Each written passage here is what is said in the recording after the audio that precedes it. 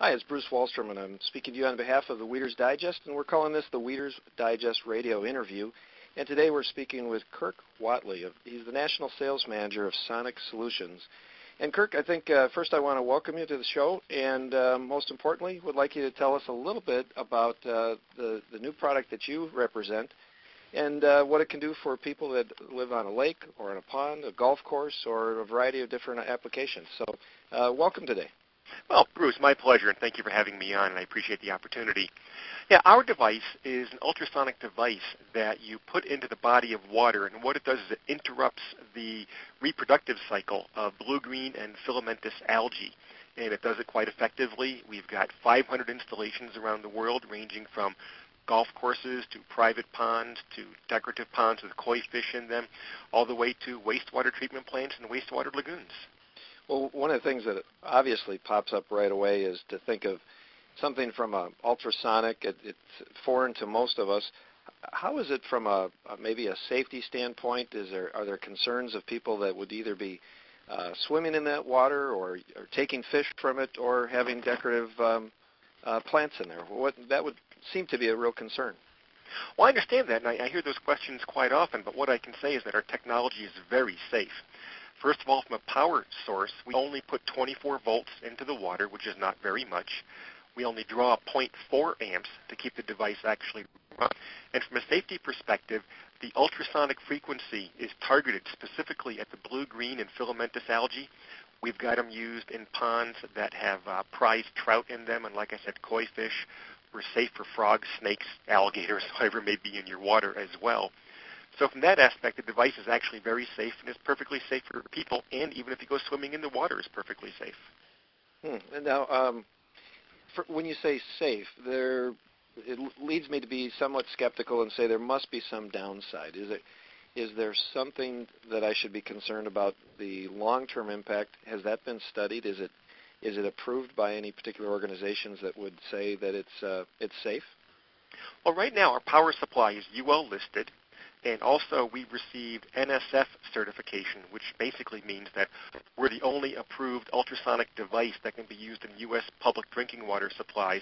But to get back to your question, we do not have the studies right now. However, we are part of a study this summer that's going on in a major southern state. They're funding it, the state government is, and the study is being conducted by a major American, very well-recognized university. And they're going out, they're using our device in the lab right now to see if it kills algae. It prevents it from growing, which it does. And then they're going to bring it out to the field, and they're going to have a report done at the end of the summer to explain to us exactly how this technology works. Now, a lot of our listeners, I think the majority of our listeners kind of fall into the lake, the pond, ornamental pond, golf courses, as we had mentioned. In those types, it would seem the biggest decision on buying something like this and applying it is maybe the return on investment, and that being that would I be able to get rid of the chemicals that I would normally be using to get rid of my algae? In most instances, you absolutely would be able to. We did a project in Lake Ketchum, Washington, where they had a 27-acre lake that people went swimming in, they went boating in, there were houses on it, kids played in the water and all that kind of stuff. And they had a very serious algae problem. And what they had been doing is they had been using chemicals in there. And they had been spending, let me get the exact dollar figure on that, they had been spending $26,000 a year for 2 treatments in the lake to control the algae. That's chemical treatments in the lake. In 27 acres surface area of the lake, we were able to put 9 of our units to successfully control the algae in the lake. The cost of the 9 units was $36,000. In that particular case, this lake association had a return on investment of just about 16 and a half months. All right, 16.6 months is the exact number. Okay. But they had a good return on investment. This is something that can be used with multiple units in a larger area to control the algae very successfully. And how about from my decision to buy one, how long would it take before I'd really know if it's working? Do I put it in, plug it in, and sit back on the dock and watch it disappear? That would be nice, I got to tell you, Bruce. Actually, the optimum use of our device is to put it into the water either after the ice melts, or if you're lucky enough to live in a place where the ice doesn't form, but prior to the algae season. And what happens is as the algae spores germinate, they'll come up, and if they like the environment that they're in, the germinating spores will secrete an enzyme telling the other spores that this is a great place to be, guys. Let's set up shop here. And then you get that nasty algae bloom. What our device does is it hits the algae as it's germinating, and the algae interprets the ultrasonic wave as an environment that it does not want to basically set up shop in. So therefore, no enzyme gets secreted, and therefore, no bloom happens. So from that perspective, it's very easy to use. You're not going to see an immediate result. If you have an algae problem currently and you're smelling it, it just doesn't look good, and you put one of our devices in, it will work, but it may take 3, 4, or even 5 weeks before you start to see a significant change in the algae that is in front of you. But yes, it will work. One of the questions that also comes up is, well, if I have a nasty algae bloom now, can I zap it with chemicals and then stick your device in? And the answer is yes, of course you can. So you can knock down your current bloom with chemicals if you choose to, stick our device in, and we will control the algae from coming back.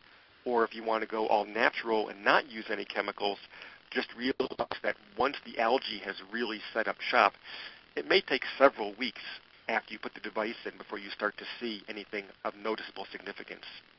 Now, it would seem to me that so much of the time here at the Weeder's Digest, our calls come in just like that, is that as human nature would be, we're not proactive, and so the decision gets made in June or July, maybe even into August, when the call comes in and the pond is green scum over the top.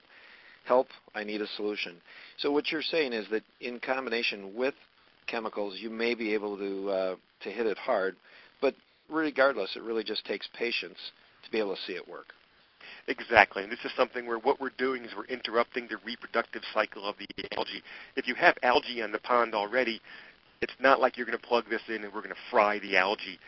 Again, it only draws 0.4 amps. We're only putting 24 volts into the water.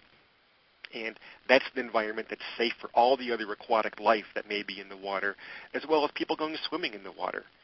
And we really don't want to have something that you put in and it fries the algae automatically, because you got to stop and wonder, what's it doing everything in there? What's it going to do to me if I stick my toe in? Right. And which is a good question. I know that we've already kind of answered this. It has no effect on plants. I know a lot of people coming to us looking for solutions for weeds, and a lot of times I think that the area between, for a layperson, the weed and the algae are sometimes not necessarily determined, but once determined that this is a weed or an aquatic plant, the Sonic Solutions product will have no effect on it. So it is key to make sure that we know what is in there that we're dealing with, correct? Correct. And Bruce, I noticed on your website you've got a great link on there for looking at your weeds and determining what they are, which is, as I was looking at it today, it's really great. But our device will only target the blue-green and the filamentous algae. If you have duckweed, cattails, anything else that you may have on your web page that's not blue-green or filamentous algae, we're not going to be affecting it. Okay.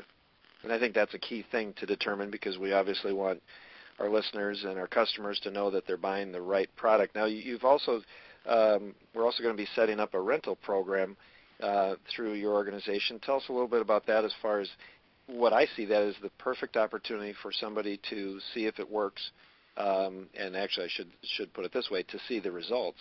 And once they've seen those results, they can make a decision. Tell us a little bit about that.